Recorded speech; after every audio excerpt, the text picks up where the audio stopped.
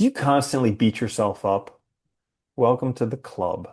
Today's episode, we were talking about self-compassion. Is it important? And if it is, how on earth do we do it? This is the Existential Stoic podcast. I'm Randy. That's Danny. What's going on, Danny? What's up?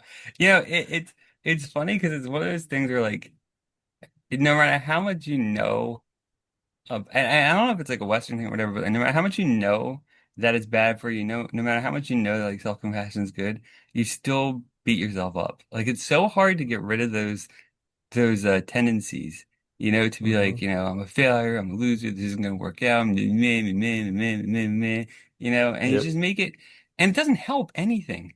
Like it doesn't Hmm. make things better. It doesn't make you more motivated. It doesn't make you get things done faster. It stresses you out and makes you worse at all that stuff. Yeah. One of the things I was doing this week is like whenever I'm struggling, I just break out the Feeling Great app and like work through the problem using that app. It's Nice. an excellent app. And one of the techniques they have is a double standard technique.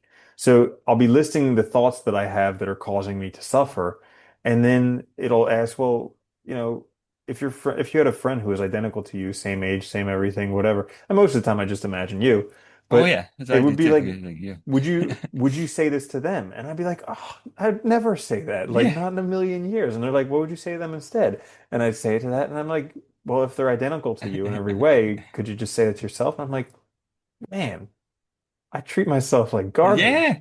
But we have this tendency, and it's like, why do we think it's okay?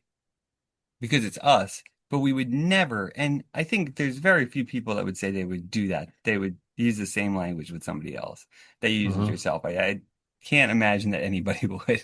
But like, why do we think it's okay, right, to do that to ourselves, but not to somebody else? Why is it because it's us, because it's internal and not heard out loud? Is that what's stopping us? Like, and if that's the case, Hmm. maybe say it out loud to I yourself, think you know? because this stuff, a lot of this stuff was said to us when we were young, and Yeah. like, and by people we had to trust, and so we took it as gospel. We took it as, well, Internalize they it, yeah. must, yeah, we that must be true. So there must be something wrong with me. So we just got in the habit of it because it was better to catch ourselves early than to get more of that from them. That's true too. Yeah, I think also too, like I think a lot of it too, at least for myself too, is like expectations placed when you're young too, of like thinking like, you should be X, Y, or Z, and then, you know, reality is different than that, obviously. And so then beating yourself for not meeting these made up goals you place on yourself or that others have. It's Hmm. hard. And working through that stuff, I think a lot of us, I think everybody definitely suffers with that stuff, whether they know Yeah. it or not, you know? Yeah. So one of the best things that I've found was the double standard technique. When I'm beating Yeah. myself up, just like thinking if I had an identical twin or what would I say to you or a good friend or somebody like that. Because that's so helpful because yeah, it just helps me recognize where I'm not treating myself as a good It helps friend. you reframe it too, to see like that like you're being way too hard on yourself, right? And I think that is like Hmm. one of the best methods. I think writing it Yeah. down too, like when you are feeling that way, like I've done this, I do this sometimes, not always, but like, I'll write down like what I'm thinking and then ask myself like why.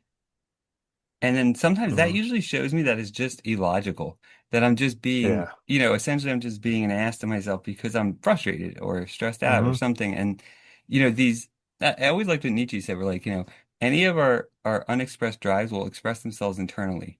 So it's like you're Yeah. not finding a way to express this stuff outwardly, so you're going to turn it on yourself and it's going to be negative, right? And Hmm. instead of like expressing it outwardly somehow, Yeah.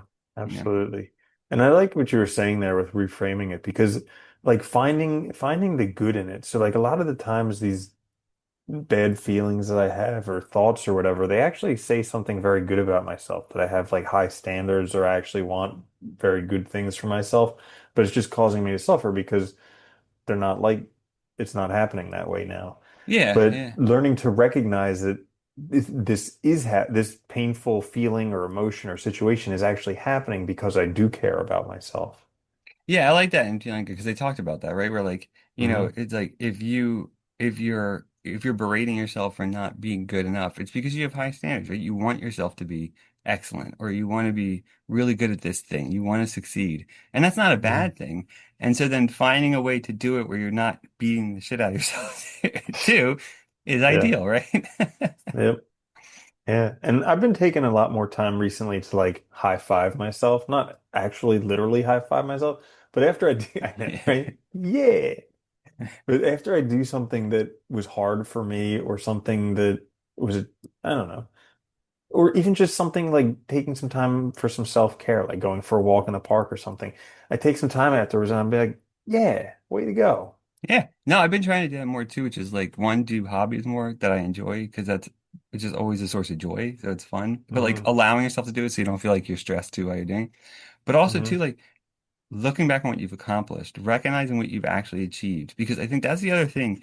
When we beat ourselves up, we are really like I would argue probably 100% of the time that we do that, we're failing also to take into account what we have done. Because that's not Hmm. on the table. What we're focused on is what's not happening. But Hmm. we're not looking at what we did do. So I think like looking and being like, when you feel that way, being like, well, what have I done recently?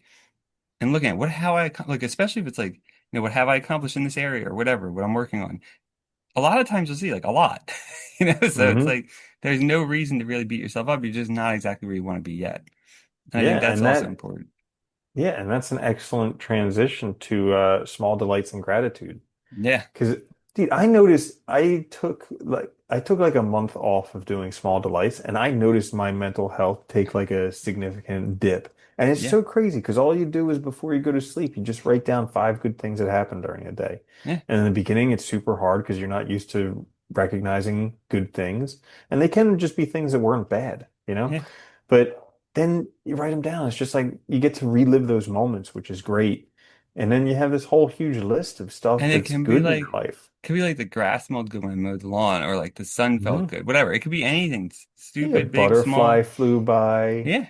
had a good Dude, cup of coffee, anything. that is the craziest thing though. The more you do it, the more you start to realize like there's like an infinite number of good things that happen every day.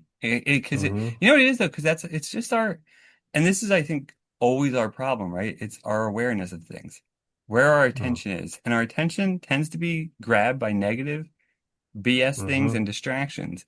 But the more Yep. we cultivate paying attention to the right things, the more we see those things every day. And the Hmm. more you realize those things exist, right? Like that is not all bad. So yeah, I think Hmm. that's an awesome one.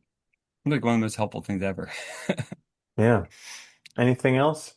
I mean, I think just like too, like just being nice to someone, slowing down. It's funny, like that slow is fast, fast is slow thing. I think about it Hmm. all the time because whenever I'm trying to rush, like I can't tie my shoes. Like no, I know, you know right? what I mean? Like everything takes longer, and like that, I say that to myself a lot, and like it's true for everything. When you're freaking out about yourself, when you're berating yourself, like slow down, and like Mm. you're probably just, you need to reframe, rethink, and take a step Dude. back. And it's Yeah, so easy to get spun up to like fast. I noticed that because, dude, I was listening to stuff at like double speed, and then all of a sudden on YouTube it has triple speed. So I was yeah. listening to stuff on triple speed, and I'm just like, oh my goodness, slow down. I don't need to learn anything more. Like, Do and you know what's so I just interesting, went back to a actually? single speed like life. Yeah. Total side note, I was listening to a podcast and they were talking about people who are blind and interacting with media. And one Hmm. of the reasons they actually argued for those higher speeds because they're used to Yeah. interacting only by sound, so they can absorb a movie way faster Yeah. naturally than we can. So like they're two speeds normal, like almost like. Uh-huh. And I was like, that's interesting. That's why they had, it's one of the reasons why they offer it though. It's because of that. Uh, Yeah, I thought that was interesting. dude, but I noticed that that was just making my life speed up so much more. So I just Well, put because it you're all right, back to right? one It's like speed, and yeah. everything becomes a rush. Everything becomes, how fast can I get it done? Rather than like, am I actually digesting this or enjoying it or Hmm. anything, right? Well, Yeah. yeah, I got to this point where it was more important to get it done. Like I made this list of a whole bunch of science fiction books that I wanted to read, and I was reading them and I wasn't enjoying the actual books because I just wanted to complete the list. Yeah. And I was like, something is wrong. Yeah. Yeah. It Yeah. happens to all of us, I think, and it sucks because it's like you ruin the things that you like by trying to rush through. And what's the rush? We have time. Yep. Exactly. Yeah. So there you have it, self-compassion. This is the Existential Stoic podcast. Until the next time, I'm Randy. That's Danny. I'll see you later, Danny. Later, Randy.